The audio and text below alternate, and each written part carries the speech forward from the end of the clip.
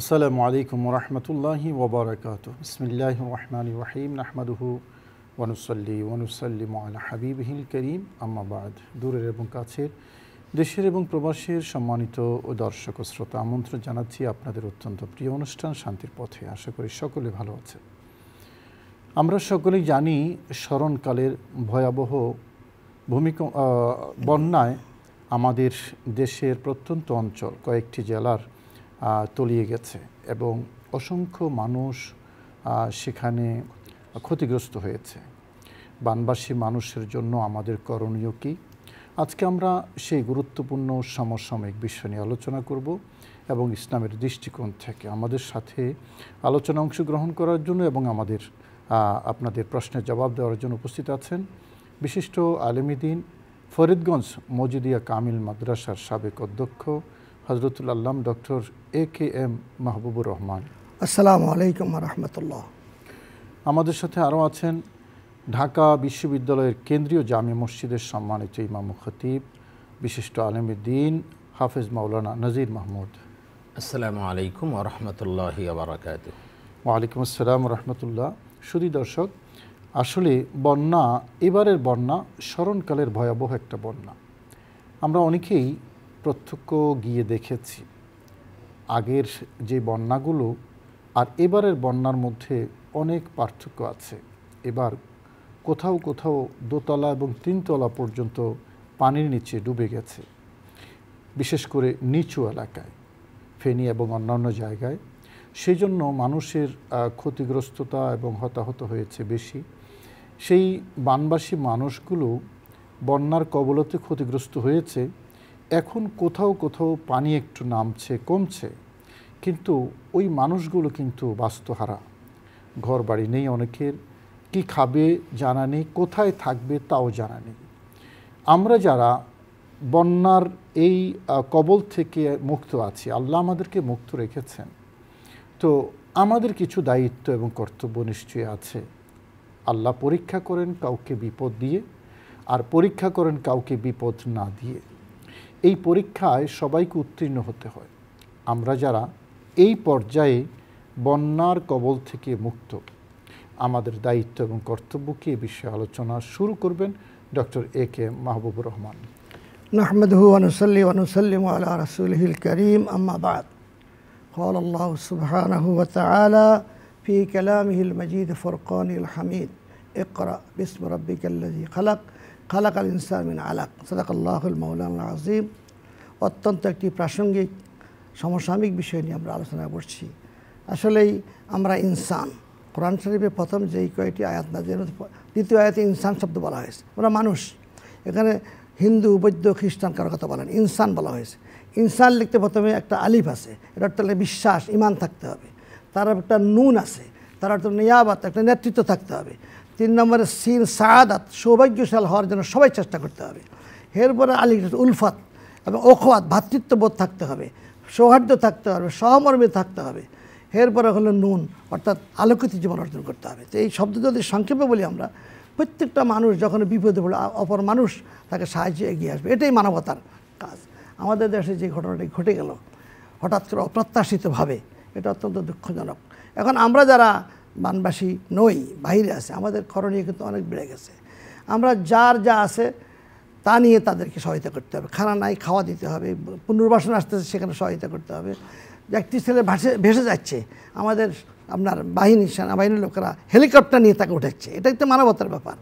আর একটা মেয়ে বলতেছে যে আমি প্রেগনেন্ট, আমাকে বাঁচাও, তাকে উদ্ধার করে নেওয়ার পরে সুন্দর ফুটফুটে বাচ্চা হয়েছে। এই যে মানবিক যে ব্যাপারটা আমরা দেখছি, ওলামায়ে কেরাম, পীর মাশায়েখ, সমস্ত ইসলামিক সংগঠন এবং ছাত্র আন্দোলন, যে যারা সবাই কিন্তু ঝাঁপিয়ে পড়ছে। এই যে ঐক্যবদ্ধ প্রয়াস, এই প্রয়াসটা কিন্তু অব্যাহত রাখতে হবে। আর আমার কাছে টাকা নাই কম, আমি 10 টাকা দিয়ে শরিক হবো, কারো কাছে 10 লাখ দিয়ে শরিক হবে। যার যা আছে তারই নামতে হবে। আমি খুব আরামে খাবো, আমি অনেক টাকা খরচ করব, শপিং করব, কিন্তু আমার আরেক ভাই ডুবে মরতেছে, তার কোনো ব্যবস্থা নাই। এটা ইমানদারের কাজ নয়, এটা মানুষের কাজ নয়। কিন্তু মানুষ হিসাবে যে যেখান থেকে শুনছেন, আমরা প্রত্যেকের বিবেককে জাগ্রত করে আমরা সবাই ঝাঁপিয়ে পড়ো, যার যেখানে পারি সেখানে সহায়তা করতে হবে। এবং আমি যেতে পারি না, আমি টাকা পাঠিয়ে দিব, আর ভাই পরিচিত ভাই আপনি খাওয়া কিনে তাকে দান। সামনে যে পুনর্বাসন আসতেছে, ঘর নাই, সব তলিয়ে গেছে, অবস্থা বললেন তলিয়ে গেছে, 14 তলা 3 তলা পর্যন্ত। কত প্রয়োজন মানুষের হবে। এবং বর্তমানে হলে উদ্ধার কাজ, পানি একখানে কমতে যাচ্ছে, নোয়াখালীতে পানি 4 ইঞ্চি বাড়ছে, এই এলাকা প্লাবিত হয়ে যাচ্ছে। এই জন্য এক এক এলাকা প্লাবিত হয়ে যাচ্ছে। কী কারণে হয়েছে, কেন হয়েছে সেটা সবাই জানা, সেটা আমাদের বলে লাভ নেই, সেটা সবাই জানে। কিন্তু এখন আমাদেরকে সেই দিকে না যে উদ্ধার করার কাজ করতে হবে, তাদেরকে সহযোগিতা করার বিষয়টি আমাদের দেখতে হবে। কোরআনে কারিমে আমি আবার আসবো আপনার কাছে শুধু দর্শক, আল্লাহ পাক রব্বুল আলামিন বলেছেন, ওয়া তাআওয়ানু আলাল বিররি ওয়াত তাকওয়া ওয়া লা তাআওয়ানু আলাল ইসমি ওয়াল উদওয়ান।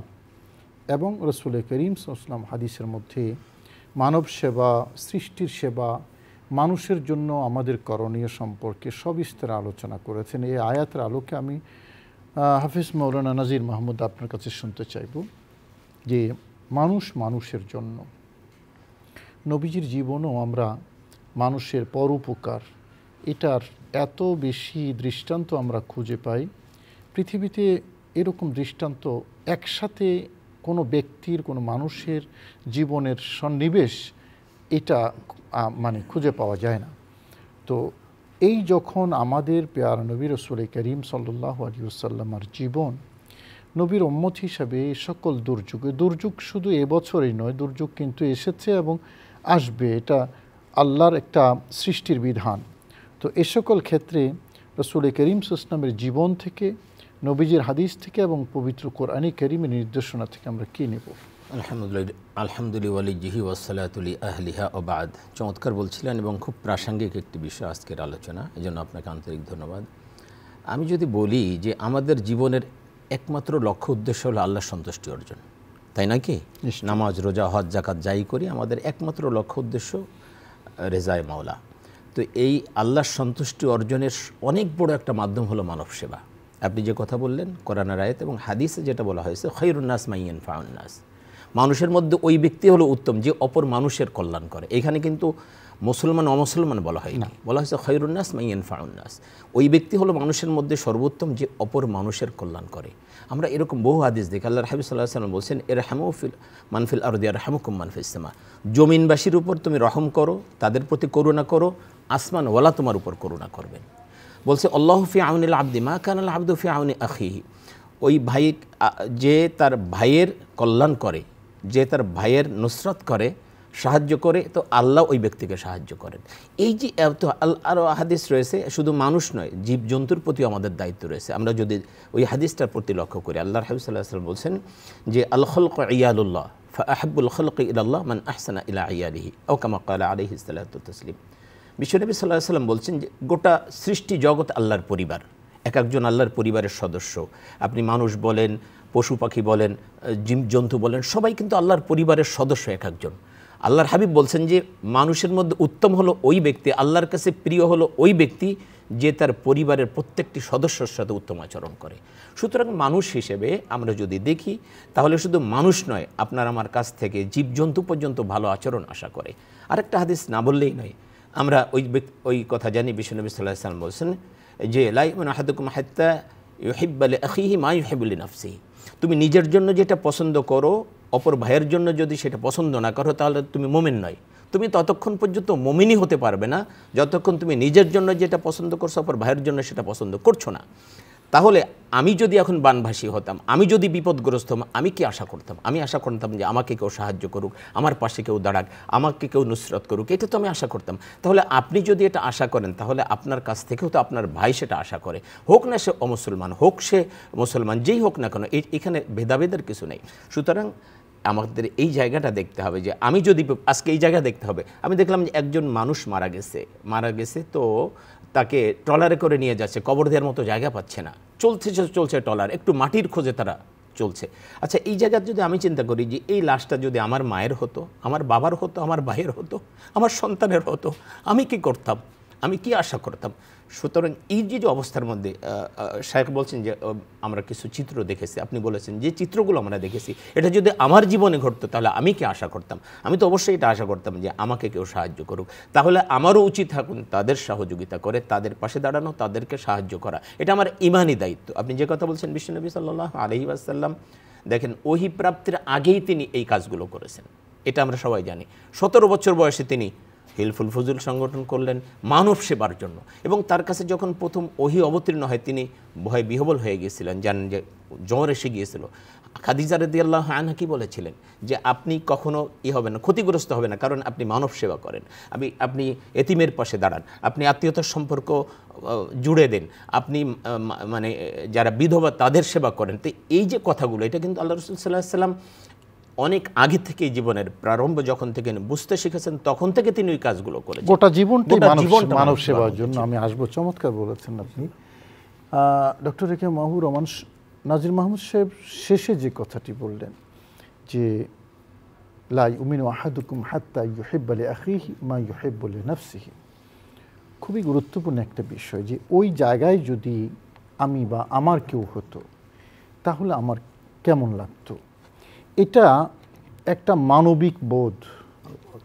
নবীজি এই হাদিসের যে শিক্ষাটা দিয়েছেন সেই শিক্ষাটার মৌলিক শিক্ষা হলো মানবিক বোধটুকু, যে আমি আরেকজনের কষ্ট, দুঃখ, বেদনা এটাকে এমনভাবে অনুভব করব যেমনটি আমার যদি হতো আমি যেভাবে অনুভব করতাম। সেই আলোকে বানবাসী যারা, তারা যে কষ্টে আছে সেই কষ্টটা নিজের মতো বিবেচনা যদি কেউ করি, সেই জায়গা যদি আমি হই আমার কেমন লাগতো, এই বোধ বিবেচনায় যদি আমরা করি তাহলে কিন্তু বানবাসী মানুষের জন্য সর্বস্ব উজাড় করে দিতে আমাদের কোনো আপত্তি থাকার কথা নয়। এই বিষয়ে আপনি বলবেন। এবং পরীক্ষার যে বিষয়টা সূরা বাকারার মধ্যে এসেছে ওয়ালানাবলুওয়ান্নাকুম বিশাইইন, এই আলোকে কিছু নসিহত করবেন। অত্যন্ত চমৎকার বিষয় আলোচনা হচ্ছে। তো আমি রাসূল পাক সাল্লাল্লাহু জীবনে না গিয়ে আল্লাহর হাবিবের শিক্ষিত সাহাবায়ে কেরাম যে কাজটা করেছেন তার একটা উদাহরণ দিয়ে আমি শুরু করছি। রাসূল পাক সাল্লামের মেয়ে হযরত ফাতেমা জাহরা রাদিয়াল্লাহু তাআলা আনহা, আলী রাদিয়াল্লাহু তাআলা আনহু, হযরত ইমাম হাসান হোসেনের জ্বর হয়েছে, ওনারা নিয়ত করছেন যে 3টা রোজা রাখবেন। তো আয় নাই, সারাদিন খুব সংক্ষেপে বলছি, সারাদিন কষ্ট করে কয়েকটা রুটি হওয়ার মতো ব্যবস্থা করেছেন। এই ইফতার করতে যাবেন এমন সময় আপনার মেসকিন এসে দাঁড়াইছে যে আমার জান যে আমার কিছু দাও। তাদের কিন্তু কিছু নাই, দুজন তা দিয়ে দিলেন। পরের দিন আবার অনেক কষ্ট করে না খেয়ে রোজা, তারপর পরের দিন আবার একটু জব তারা পেয়েছেন। একজন এতিম এসে বলতেছে আমার জীবনটা যে আমাকে দাও, দিয়ে দিলেন। তারপরের দিন একজন কয়েদি, তখন তো মাটির নিচে ছিল জেলখানা, অনেক কষ্ট ছিল কয়েদিদের, আমি এইমাত্র কয়েদি থেকে ছাড়া পেয়েছি, আমার জীবন যা বহুদিন আমরা ক্ষুধার্ত, আমাকে দিয়ে দাও। হযরতে আলী রাদিয়াল্লাহু তাআলা হযরত ফাতেমা জহরার চেহারা মুবারক তাকালেন। হযরত ফাতেমা জহরা বলতে আমাদেরকে তাকাও কেন, আম্মা সাইলা ফালা তানহার, সে তো চেয়েছে, তাকে তো ফিরিয়ে দেওয়া যাবে না, দিয়ে দাও। এই 3 দিন উপবাস থাকার পরে ফজরের আগে তাহাজ্জুদের সময় আয়াত নাযিল হলো সূরা আদ-দার। আপনি যখন হুজুর পাক সাল্লাল্লাহু তেলাওয়াত করতেছেন ওয়ায়ুতিমুনা আত-তাআমা আলা হুব্বিহি মিসকিনান ওয়া ইয়াতীমান ওয়া আসীরা, এই যে যারা এতিমকে খাওয়ায়, মিসকিনকে খাওয়ায় এবং কয়েদি খাওয়ায়, তারা কি বলে ইন্নামা নুতইমুকুম লিওয়াজহিল্লাহ, যেটা আমি বোধের কথা বলছেন, তারা আল্লাহর সন্তুষ্টির জন্য খাওয়াইছেন। কে এই কাজটা করেছে? পরে খোঁজ নিয়ে দেখলেন যে হুজুরের পাক সাল্লাল্লাহু আলাইহি ওয়াসাল্লামের মেয়ে এবং জামাই কাজটা করেছে। আমি যে কথাটা বলবো, আজকে মানবিক যেই বোধ শক্তি, এটার থেকে আমার যদি 1000 টাকা থাকে আমি দান করি 10 টাকা 15 টাকা, তা নয়। কিন্তু এখন পরিস্থিতি হলো আমার যা আছে তার যতটুকু সম্ভব আপনার কোরআন শরীফ প্রথমে পাবেন, যারা মুত্তাকিন আল্লাযীনা ইউমিনুনা বিল গায়ব ওয়া ইয়াকিমুনা মিম্মা রাযাকনাহুম ইউনফিকুন, যা রিজিক পাবে তাতে খরচ করবে। এই জন্য আজকে আমাদের বাংলাদেশি ভাইরা দেশে বিদেশে যারা আছেন তাদের একটা দায়িত্ব আছে, তারাও সেখান থেকে অর্থ কালেকশন করে পাঠাইতে পারেন। আমাদের দেশে যারা আছে যে যেখানে পারেন আমরা সেখানে অর্থ কালেকশন করে সেখানে আপনার পাঠাবো। এই জন্য এই দানটা হলো আল্লাহর সন্তুষ্টির জন্য। পীর মাশায়েখদেরকে আমি বলবো, সবাই খেদমত করতেছে। খাজা গরিবে নওয়াজ কী করেছেন, একটা এলাকায় গেলেন, সেখানে গিয়ে দেখলেন যে মানুষগুলো আপনার কলেরা আক্রান্ত, কেউ তাদের নাই, ব্রাহ্মণ সব পালাইছে। তিনি যাই বললেন যে আর মোরাকাবা রাখো, আগে ওখানে চলো। সেখানে গিয়ে সব মুরিদদেরকে নিয়ে তার কাকির বর্ণনা, সেখানে গিয়ে সবাইকে ময়লা সাফ করলেন। তারা তাদের ময়লা সাফ করে তাদের যে মারা যাচ্ছে তাদেরকে লাকড়ি এনে দিলেন, তোমরা তোমার ধর্ম মতো করো। 41 দিন ছিলেন, একজনকে বলেন মুসলমান হও। যে সব সুস্থ গেলেও তিনি চলে আসলেন। চলে আসার পরে ওরা প্রতিনিধি আসলে 11 জন, এসে দেখেছে খাজা কারিমের একটা ড্রেনের মধ্যে একটা বিড়ালের গায়ে 5টা উঠেছে। চৈত্র মাসে খুঁজতে হয় না, এই বিড়ালটাকে ড্রেনের মধ্যে থেকে উঠে নিজের পাগলি খুলে তারপরে আমার তাকে মুছতেছে। তো এরা বলে এই কি মানুষ না অবতার, হিন্দুরা না তারা কী ব্যাপার, একটা বিড়ালের ছানা আপনি অবস্থা করতেছে। তাকে দেখে যে 7-8-10 লোক দাঁড়িয়ে আছে, কোথেকে, আমরা ওই উত্তরপ্রদেশ ওই এলাকা থেকে আসছি, তোমরা থামো। কুতুবউদ্দিন বখতিয়ার কাকি রহমতুল্লাহকে বললেন যে বাবা তোমার এখন ইবাদত এটা, এই বিড়ালটাকে নিয়ে সুস্থ করা, দুধ খাওয়া সুস্থ করা। যা তার খানকার অর্ধেক পার্টিশন দিয়ে এই হিন্দু ভাইদেরকে জায়গা দিলেন। 3 দিন তারা থেকে শেষ সাথে মুসলমান দোয়া, আল্লাহ ওই এলাকায় কলেরা, আমাদের হিন্দু ভাইদেরকে তুমি মাফ করো। তা দোয়া করতেছে। এই দেখে 11 জন 3 দিন পরে বলল হুজুর আমরা মুসলমান হবো। না, মুসলমান তোমরা এলাকায় যে বলো যে আমরা এই দেখেছি, যদি হয় তারপরে আপনার ওখানে যা তারা বললো এই অবস্থা। পরে একদিনে 40,000 লোক ইসলাম গ্রহণ করেছে। কেন? মানব সভায়। হুজুর এখানে এখন ওয়াজ করার নাই, যার টয়লেট নেই টয়লেট বানাই, যার ঘর নেই ঘর বানাই দিয়েছেন, যার খাওয়া নাই এই আজমির থেকে বস্তা কাঁধে করে নিয়ে গেছেন। তো এই জন্য আমরা পীর মাশায়েখ যারা আসি খানকা চালাই, আমাদের অনেক টাকা খরচ হয় এবং আমরা সাহায্য আলহামদুলিল্লাহ এবার দেখছি সব পীর মাশায়েখ দরবার থেকে সাহায্য নামেছে। কিন্তু যে অবস্থা, সেই অবস্থায় আরও আমাদের এগিয়ে আসতে হবে, মুরিদদেরকে মোটিভেট করতে হবে যে না আমরা এই কাজগুলো আমাদের ইবাদত, এটাই আমাদের রিয়াজত, এটাই আমাদের মারাকাম শাহাদাত। এখন এটাই আসলে বড় ইবাদত। আমরা শুনবো, একজন দর্শক যুক্ত হয়েছেন প্রশ্ন নিয়ে। আসসালামু আলাইকুম রহমতুল্লাহি ওয়া বারাকাতুহু। আসসালামু আলাইকুম রহমতুল্লাহ। আসসালামু আলাইকুম। আসসালামু আলাইকুম। ওয়ালাইকুম আসসালাম। জি, নাম বলে প্রশ্ন করুন। জি, আমি বরিশাল থেকে ফারজানা বলছিলাম। জি বলুন। জি, আমার একটা প্রশ্ন। জি শুনতে পাচ্ছি, আপনি বলুন। জি, আমরা যে ব্যাংক থেকে যে সুদের টাকাটা আমরা পাই ইন্টারেস্ট, হ্যাঁ, সেটা দিয়ে কি আমি আমার কোনো আত্মীয়কে উমরা হজে পাঠাতে পারবো? মাওলানা নাজির মাহমুদ, ক্লিয়ার প্রশ্ন। জি, না, আপনি এটা টাকাটা গ্রহণ করাটা আসলে হারাম। সুদ সে ব্যক্তিগত পর্যায়ে হোক, ব্যাংক হোক, বিমা হোক, যে কোনো জায়গায় সুদ হারাম, আল্লাহ হারাম করে দিয়েছেন, তো হারাম। এটা এত জঘন্যতম হারাম, এটার উপরে আলোচনা করতে গেলে আমাদের কয়েক ঘন্টা দরকার।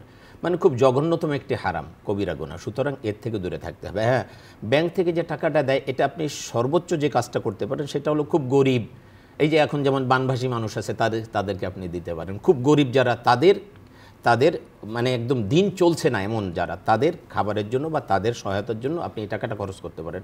অথবা কোনো এলাকায় সওয়াবের নিয়ত ছাড়া, তাও সওয়াবের নিয়ত করতে পারবেন না, কারণ হারাম জিনিস দান করে যে সওয়াবের নিয়ত করবে তার কিন্তু ঈমান নিয়ে প্রশ্ন আছে। সুতরাং এই টাকাটা কোনোভাবেই আপনি ওমরা তো দূরের কথা, কোনো ভালো কাজেই আপনি ব্যবহার করতে পারবেন না। এইরকম কাজে আপনি ব্যবহার করবেন সওয়াবের নিয়ত ছাড়া। অথবা কোনো এলাকায় যদি টয়লেট বানাইতে হয় বা মুসাফিরখানা আছে, এতিমখানা আছে, সেখানে টয়লেট বানানো দরকার। এখানে আরেকটি বিষয় মনে হয় বললে ভালো হয় যে আমরা সওয়াবের নিয়ত ছাড়া এটা দিয়ে দেওয়ার কথা বলছি, দান শব্দ আমি উচ্চারণ করলাম না। এটা কেন? প্রথমত তো সুদ নেওয়াই জায়েজ নেই, কিন্তু যেহেতু ব্যাংকের হিসাবের কারণে ব্যাংক এটা আমার অ্যাকাউন্টে দিচ্ছে, অপরিহার্যভাবে জমা করবে, তো জমা যদি হয়ে যায় আলটিমেটলি আমি না নিলেও সুদ হিসাবে আমার অ্যাকাউন্টেই সেটা জমা থাকবে। সে কারণে এটা ওখান থেকে বাধ্য হয়ে নেওয়া। কিন্তু ব্যাংক যদি না হয়, যদি এমনি ম্যান টু ম্যান যদি লেনদেন হয়, সেক্ষেত্রে তো সুদের প্রশ্নই আসে না। ব্যাংক থেকে আমরা নিচ্ছি কেন বা এটা নেওয়ার কথা বলছি কেন? আমি না নিলেও এটা যতদিন ব্যাংক আছে এখানে জমা হতেই থাকবে, আমার অ্যাকাউন্ট থেকে ব্যাংকও সেটাকে নিয়ে নিতে পারবে না। সে কারণেই ব্যাংকের হিসাব থেকে এটা নিয়ে সওয়াবের নিয়ত ছাড়া দেওয়ার কথা বলছি। কিন্তু যদি ব্যাংক ছাড়া অন্যভাবে লেনদেন হয় সেক্ষেত্রে নেওয়াই জায়েজ নাই। একটা বিষয় যে এখানে আমরা যদি দেখি, সুদের অনেক আয়াত আছে, হাদিসে আসছে। একটা আয়াত আমি উল্লেখ করতে চাই। আল্লাহ বলছেন, ইয়া আইয়ুহাল্লাযীনা আমানুত্তাকুল্লাহা ওয়াযারু মা বাকিয়া মিনার রিবা ইন কুনতুম মুমিনিন। আল্লাহকে ভয় করো, সুদ ছেড়ে দাও যদি তুমি মোমেন হও। যদি মোমেন হও তাহলে সুদের সাথে তুমি যেতে পারো না, সুদের সাথে সম্পর্ক থাকতেই পারে না। ফা ইল্লাম তাফআলু ফাযানু বিহারবিম মিনাল্লাহি ওয়া রাসূলি। এই আয়াত শোনার পরে, আল্লাহর এই অর্ডার শোনার পরেও যদি তুমি এরকম কাজ করো, আল্লাহ এবং তার রাসূলের সাথে যুদ্ধ করার জন্য প্রস্তুত থাকো। আস্তাগফিরুল্লাহাল আযীম। কত মারাত্মক কথা। সুতরাং সুদ কোনোভাবেই মানে এটা হারাম তো হারাম, কিয়ামত পর্যন্ত হারাম, কোনোভাবেই এটা জায়েজ নেই বোন। এই জন্য যারা আমরা শুনছি অবশ্যই আমরা সুদ থেকে দূরে থাকবো। সুদ দেওয়া, সুদ নেওয়া, সুদের লেখক, সুদের সাক্ষী, আল্লাহর হাবিব সকলের উপর লানত করেছেন এবং বলছেন সবাই সমান অপরাধী। এটা এত মারাত্মক একটি গুনাহ, এর থেকে আমরা দূরে থাকবো। জি, ডক্টর একেএম মাহবুবুর রহমান, আপনি যে বানবাসীদের জন্য যে কথাটি বলতেছিলেন, যে হযরত গরিব নওয়াজের কথা আপনি বলেছেন, পীর মাশায়েখ যারা এরা এবার কোমর বেঁধে নেমেছে, এটা একটা গুড সাইন। শুধু পীর মাশায়েখ বললে একটু সীমাবদ্ধ করে ফেলা হবে, সমাজের বিভিন্ন শ্রেণী পেশার মানুষ, সর্বস্তরের মানুষ সেখানে যুক্ত হয়েছে এবং এই যে সম্প্রীতির বন্ধন, এটা কিন্তু আমাদেরকে নতুন স্বপ্ন দেখায়। আমরা যদি এভাবেই সবার জন্য সবাই খোলা হাতে খোলা মনে নামি, তাহলে আমাদের এই দেশটা সুন্দর হবে এবং মানুষের যে দুঃখ কষ্ট, আমাদের মানবিক বোধ সম্পন্ন একটা বাংলাদেশ গড়ে উঠবে আমরা মনে করি। তো এই বিষয়ে যদি কিছু বলতেন। আসলে একটা দেশ আদর্শ দেশ হওয়ার জন্য আর দিন আর নাসিহা, দিন হলে কল্যাণকামিতা, অপরে কল্যাণকামিতা নাই সেখানে দিন নাই। একটা দেশকে আদর্শ করতে হলে আদর্শ একটি মডেল আপনার মানুষটির জন্য চাই, আর করতে মডেল মানুষ চাই যারা তার লোকে তৈরি হবে। এবং শুধু মডেল মানুষ হলে হবে না, সেটা ব্যবস্থাপনা সেটা থাকতে হবে। তো আমরা যেইভাবে এখন দেখেন সর্বস্তরে জনগণ আমরা ত্রাণ নিয়ে যাচ্ছেন এতটুকু পানির মধ্যে, আমি ঘনিয়ার হুজুরের ছেলেকে দেখছি এতটুকু পানির মধ্যে দিচ্ছেন, মানে জুবাইর সাহেবকে দেখছি এতটুকু, আব্দুল সামাদ ভাইকে দেখেছি এতটুকু পানির মধ্যে, আপনাকে দেখেছি কষ্ট করতেছেন। তো এই যে ঐক্যের একটা প্ল্যাটফর্ম তৈরি হয়েছে মানবিকতার, এটা সর্বক্ষেত্রে আমরা তুলে ধরি এবং সব জায়গায় যদি আমরা সহায়তা করি, তাহলে আজকের এত এতিমখানা থাকে না, আজকের এত বেকার থাকে না, আজকের যেই ফ্যাক্টরিগুলি চলতেছে না, সে না চলার কারণ হলো আপনার ট্রেন্ড ম্যান পাওয়ার নাই। এই জন্য আমরা যদি এই জিনিসটাকে শিক্ষা গ্রহণ করি, যে আমরা এখন যেভাবে ঝাঁপিয়ে পড়ছি, এই কদিন খানা দিলাম তারপর তাদের ঘর নাই, তা হবে না, কিন্তু তাদের ঘর বা পুনর্বাসনের জন্য চেষ্টা এটা চালিয়ে যেতে হবে। চালানোর পরে দেখতে হবে এই সমাজে কোথায় কোথায় এইভাবে অভাব আছে, অনটন আছে, দেখে আমাদেরকে সবাই সম্মিলিতভাবে হিংসা বিদ্বেষ বাদ দিয়ে এখন যেভাবে নামছি, দল নাই, মত নাই, সব নাই, কোনো মাসলাক নাই, অন্য পীরের মুরিদ এই পীরের তা নাই, সবাই একাকার হয়ে গেছি আমরা। এই একাকারতে ইসলামকে হাবলিল্লাহ বলছি না, ইসলামের যে চ্যারিটি সেটা এটা ধর্ম বর্ণ নির্বিশেষে সবার জন্য মুক্ত। এখানে ধর্মের কোনো বাধ্যবাধকতা নেই যে মুসলিম হলে তাকে আপনার এইড দিতে হবে, নন মুসলিম হলে এইড দেওয়া যাবে না, বিষয়টা কিন্তু সেরকম নয়। আমি এই জায়গাটায় আরেকটা জায়গায় আপনার দৃষ্টি আকর্ষণ করছি। মানুষ যখন বন্যায় কবলিত, প্রথমে আমরা বলেছি এটা স্মরণকালের ভয়াবহ একটা বন্যা। এ সময়ও কিছু মানুষ অন্যদিকে মানুষের মনোযোগ ডাইভার্ট করার চেষ্টা করেছে, আমরা দেখেছি, বিভিন্ন আন্দোলন সংগ্রাম দেখেছি। এবং এই যে বিষয়গুলো, একজন মানবিক বোধসম্পন্ন মানুষ যখন লক্ষ লক্ষ মানুষ পানিবন্দী এবং লাশ ভেসে যাচ্ছে, সেই জায়গায় আপনার সেখানে মনোযোগ না দিয়ে অন্যদিকে মনোযোগ দেয়া, এটাকে মনে হয় খুব বেশি অ্যাকসেপ্ট করার সুযোগ নেই, না কোনো সুযোগ নেই। এবার এটাকে আমি মানে মানবতাহীন একটা কাজ মনে করতেছি। আপনি দেখেছেন যারা সচিবালয় ঘেরাও করে আনসাররা যে কাজটা করেছে, ইভেন আপনি দেখেছেন, আমি তো ঢাকা বিশ্ববিদ্যালয়ে আছি, আমি দেখেছি যেটা তারা ত্রাণের গাড়ি আটকায় দিচ্ছে। না, দাবি দেওয়া থাকতে পারে, আমি তো সেটা বলছি, কিন্তু এই সময়টা তো দেখতে হবে, সময়টা কি, যেখানে প্রায় আপনার কতটা এতগুলো জেলা, 8টা জেলা, মিনিমাম 8টা, কেউ বলছে 12টা, যাও 8টা-12টা জেলা যেখানে পানির নিচে চলে গেছে, আমাদের লক্ষ লক্ষ ভাই বোনেরা যেখানে পানিতে আমি ভেসে একটু যাচ্ছে। যোগ করি নাজির মাহমুদ সাহেব, আমি নিজে টানা কয়েকদিন এই বন্যা কবলিত ওখানে গিয়েছি, দেখেছি, ত্রাণ বিতরণ করেছি যতদূর সম্ভব হয়। আমাদের বিভিন্ন সংগঠন, আমাদের সংগঠন আছে আহলে সুন্নাত ওয়াল জামাত, তো এর আগেও তো আমি বহুবার গিয়েছি, সিলেটে গিয়েছি বন্যার জন্য, কিন্তু এই বন্যাটা আমি দেখে বহুবার আমার কান্না এসেছে।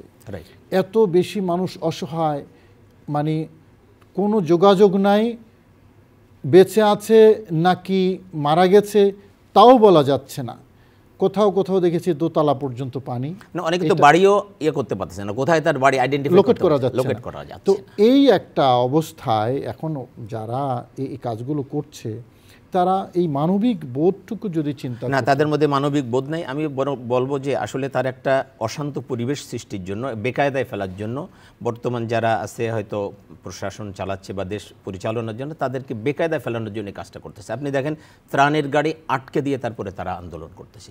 What is this? এটা কিভাবে সম্ভব? যেখানে আমার ভাইরা এত কষ্টের মধ্যে আছে, তাদের জন্য মানুষ ত্রাণ নিয়ে যাচ্ছে, আর আমি সেই ত্রাণের ট্রাক আটকে দিয়ে, ট্রানের গাড়ি আটকে দিয়ে তারপর আমার দাবি আদায় করতে হবে?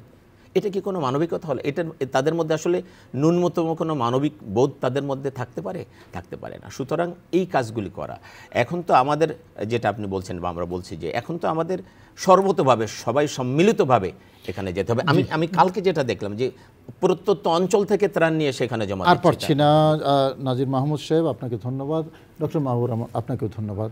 শুধু দর্শক, আমরা দেখতে দেখতে একেবারে অনুষ্ঠান শেষ পর্যায়ে শিখেছি। আসুন সকলেই সম্মিলিতভাবে এই বন্যা কবলিত মানুষের পাশে দাঁড়িয়ে তাদের পুনর্বাসনের বিষয়টা সামনে আসছে। আল্লাহ আমাদের তৌফিক নসিব করুন। আসসালামু আলাইকুম রহমতুল্লাহি ওয়া বারাকাতুহু।